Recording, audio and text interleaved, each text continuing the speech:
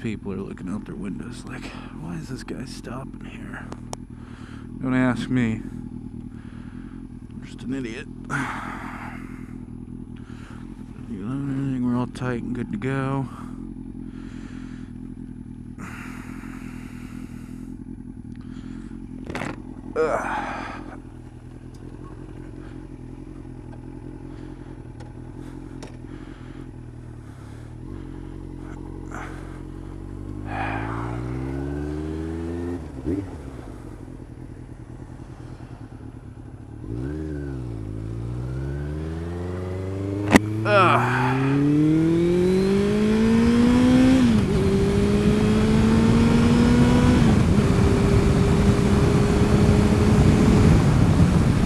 What's going on, guys?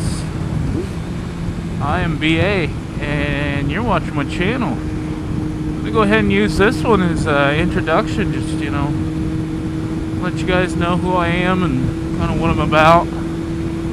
Just coming home from the in-laws house, so pretty chill night. I think we're gonna go work on some other buddies learning how to ride and stuff, so I think we're gonna go play around with that for a little bit. So we take a little, you know, 10-15 minute trip into town. But yeah, so I'm BA. It's not badass, I swear. I mean, it could be if you wanted it to be. It's just my initials. So before I catch some flack for that shit, you know, it's just my initials. But yeah, so I've been riding for 3.5, 4 years now. Something like that. I think it's about 4 years. Yeah, I guess it would be about 4 years. And just within this last year, I've really gotten into watching some moto vlogs and everything. Garden Snake, Lori Jennifer, Downshift 83 has had some really good stuff, and then Chase on 2 wheels also. There's some other noteworthy ones in there, but you know, I'll throw those in the description or whatever. You know, surely if you came across me, you came across me hopefully through one of theirs. So, you know, I'm sure you know all about them. But yeah, so Garden Snake, thank you once again. Jake had some awesome promo deals as far as drift camera stuff went, since he got a sponsorship and everything, and he actually had some wicked promo codes for some good deals. It was either $30 off of a drift camera, or it was $100 of free accessories if you ordered a Drift Ghost. So I went ahead and, you know, got the Drift Ghost and everything. I liked a lot of the stuff that you could do with it, and, you know, with hopes of doing some other things that weren't necessarily motorcycle related also. So I went ahead and got the Drift Ghost. Been playing with it for a month or so, maybe a month and a half. Really enjoying it. It's got lots of really cool features and stuff. I just moved my mic 2 days ago to get it to some place where I like it a little bit more. The audio was really clear and concise, but you couldn't really hear any of the you couldn't hear like any engine noise from a motorcycle, and I think that's, to me, that's really important for a moto vlog. You know, you're doing it on a bike, and yeah, you could see the bike, but you know, I think people want to be able to hear the sound. At least I do, anyway. Come on, lady, what are you doing? You can clean there, but that's such a shitty little turn. They screwed all that up years ago. So now it's a 4-way stop. It's some goofy half-ass turn, but what do you do? Anyway, back onto it. Loving the drift, and then the $100 worth of free accessories really helped, you know, push that along. In the drift, it seemed like I wanted it to do everything, you know, everything that I wanted it to do, it could do pretty much right out the box. You know, it had the curve mount, the flat mount. I did need to get an external mic for it, which I, you know, $100 free accessories took care of that. But other than that, I mean, $20 mic and you were good, as opposed to what it looks like on the GoPro that there's really no mic control or anything, so you can't really just plug and play as far as a mic goes. And I think the response from this mic and everything, I mean, I think the video quality is fantastic. You know, does really good, so I'm digging it. Okay, enough about the camera. I can talk a little bit about me now. I'm a younger guy. And like I said, I've been riding for about 3.5 years, 4 years now. And what you could maybe expect of me as far as a motovlogger goes, I guess there's really not anything that I can say you could expect from me. I'd like to do some, maybe playing around videos, some funny antics. Anybody that knows me in person knows that I'm all about doing goofy stuff in public, so it's kind of my thing.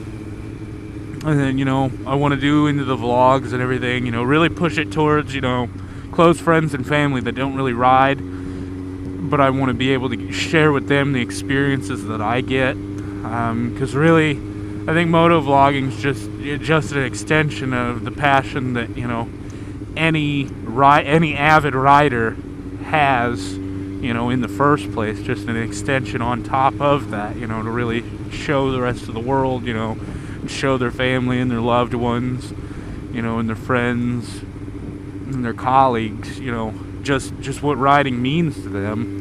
Not unlike, see, this is Midwest, so we get a lot of hunters and everything, but to me it's not unlike what you'd see from hunters that, they want to be able to record their hunts and, share that with people and tell great stories. And the motovlogging is a really good way to do. So, yeah, so some funny antic videos. I'm going to be experimenting with the camera and everything. Hopefully by the end of this week, or mid this week or something, I'd like to just throw a raw time-lapse on. I've never really played with time-lapse before, so I'd really like to get into some time-lapse stuff, see what that's all about. There's a lot of really fantastic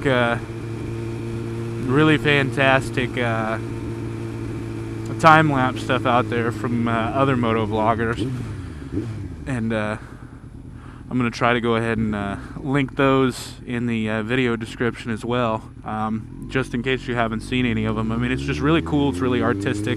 I'd like to do some action videos, just some really neat cruising action videos. I think, to me, Chase on Two Wheels is the most popular for that, because his videos are just they're so polished, and I mean, they just look really professional, and you can tell the guy's definitely got a skill for it.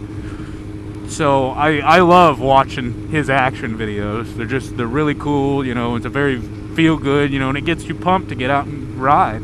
So I hope to do some action videos as well.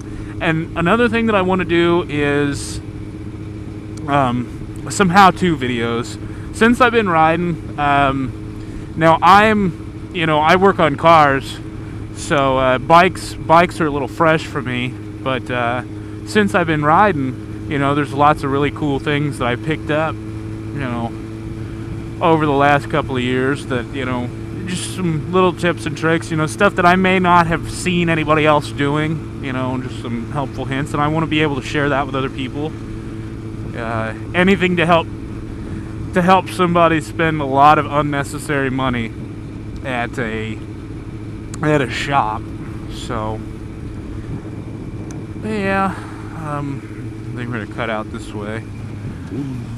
Good old grocery stores and stuff.